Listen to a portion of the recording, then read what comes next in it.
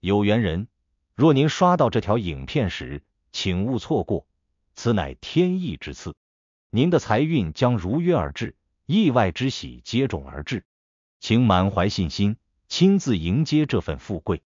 訂閱點讚，給這份福澤一個回應，讓財富與健康更加穩固長久。有福之人在留言區評論一句接財接好運，為家人和孩子接下這份好運。願你闔家歡樂，事業順利，疾病與霉運永遠遠離你們的生活。今天要分享的內容是屬馬人警惕11月最後一周氣場紊亂，這兩個方向千萬別去。屬馬的朋友，進入11月的最後一周，你會明顯感受到一種明明很努力，但事情卻總不太順的狀態，好像一切都在按下你的節奏鍵，讓你放慢腳步。心浮氣躁，計劃延誤，溝通不暢，情緒起伏大，對一些屬馬人來說，甚至會覺得有一點莫名的煩，莫名的累。別緊張，這不是你自身的問題，而是11月末的氣場與五行流轉，對你造成了短暫的紊亂期。如果你不知道這種變化，會覺得特別辛苦。但如果你提前了解，懂得避開不利方向，調整自己的節奏，那麼這一周反而能成為你重新校準能量，為12月好運蓄力的重要階段。屬馬人在五行中屬火，而11月屬於亥月，亥為水，水旺克火，天干地支的力量在最後一周達到頂峰，這意味着你的火星被水沖克的比較厲害，尤其在月末水氣最重的时候，你的內心火力不足，做事自然提不起勁。另外，火對應着你的熱情、自信、行動力，而水代表情緒、思緒、潛意識，所以水旺壓火，就會表現為思緒雜亂、情緒敏感、精力不集中，做事缺乏耐心，甚至出現輕微的拖延或衝動判斷。命理上把這種狀態稱為火弱則亂，火氣不足，你整個人就像被一盆冷水澆下，難以高速運轉。更特別的是，到了月末的2-3天，水氣幾乎達到本月最旺的一個點，所以屬馬人會比平時更容易情緒波動，甚至出現心裡想做很多事，但身上提不起力的感覺。有些屬馬人可能會出現睡不好、做夢多、早醒或煩躁不安的情況，這都是典型的水重火弱表現。所以這一周你最重要的事情就是穩，而不是衝。不要想着硬扛，因為越扛越疲憊，越急越亂，反而要順着氣場，允許自己慢下來，穩定能量，讓火重新升起來。在這個氣場紊亂期中，命理特別提醒屬馬人，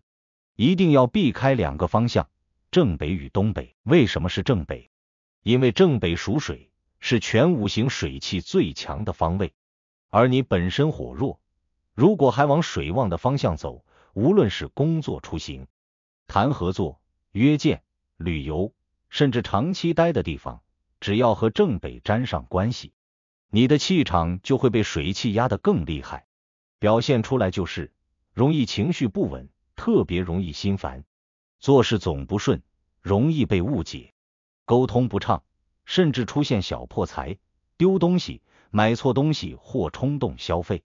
正北在這個時間段對屬馬人來說是耗火之地，會進一步削弱你的力量，讓你越忙越亂，越做越累。所以這幾天盡量避免前往正北方向的场所，尤其是重要事務不要往這個方向安排。至於東北，屬土，但偏濕土，濕土會生水，也會困住火。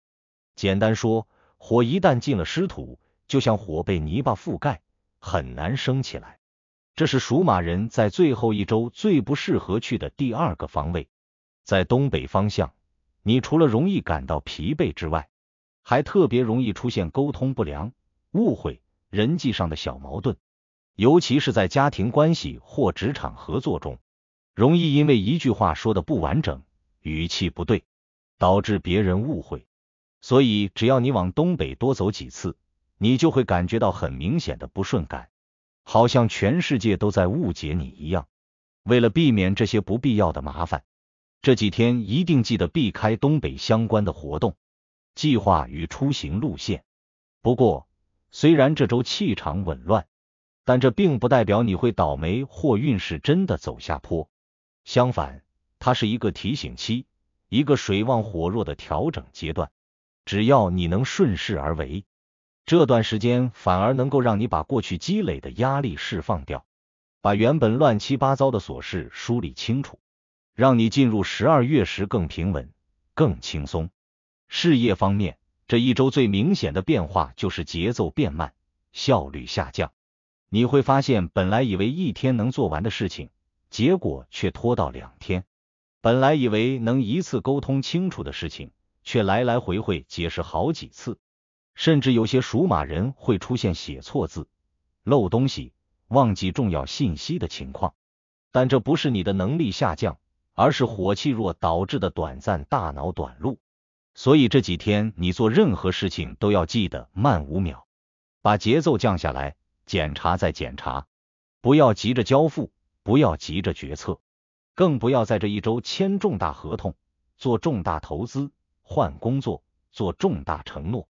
這段時間極其不適合衝動和冒進，穩才是唯一的關鍵。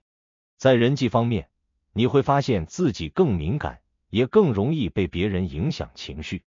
別人一個無心的小動作，一個表情，